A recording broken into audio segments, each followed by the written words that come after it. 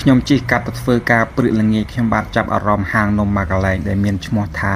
ហាងនំតាមុនធំល្អបងប្អូនដែលបានម្ចាស់ហាងគាត់បានដាក់ឈ្មោះប្រាសាទតាមខ្សែបន្ទាត់ព្រំដែនបើសិនថ្ងៃអនាគតបងដែលមានធនធានចង់បង្កើតហាងបើសិនជាអាចដាក់ឈ្មោះប្រាសាទតាមុនតូចតាក្បីអានសេះភ្នំទ្របភ្នំខ្មោចឬក៏វាលអិនទ្រី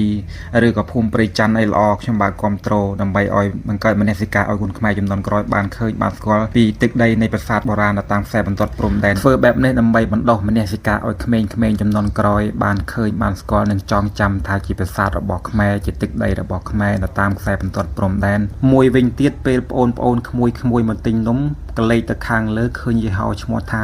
ហាងនំតាមុនធំប្អូនក្មួយក៏ឆ្ងល់ថាសួរថាពូមីងឬក៏ប៉ាម៉ាក់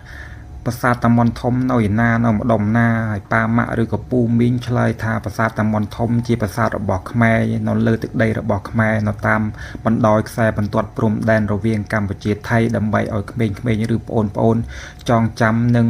ថែរក្សាឲ្យបានគង់វង្សយូរអង្វែងតទៅមុខទៀតចំពោះបងប្អូនដែលជិះកាត់នៅម្ដុំនេះច្បាស់ជាឃើញហើយហាងរបស់គាត់មានស្លាកយីហោធំនៅខាងលើដែលដាក់ថាហាងនំតាមុនធំ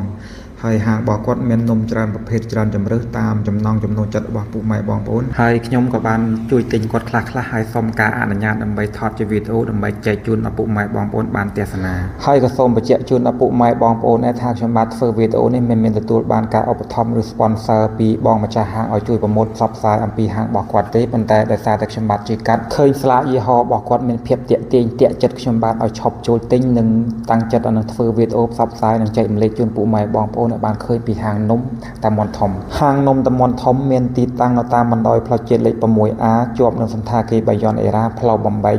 ខ្នាតចាស់បងប្អូននៅខេត្តសៀមរាបបងប្អូនអាចអញ្ជើញមកដល់ទីតាំងហើយអាចជួយទិញនំគាត់បានអរគុណ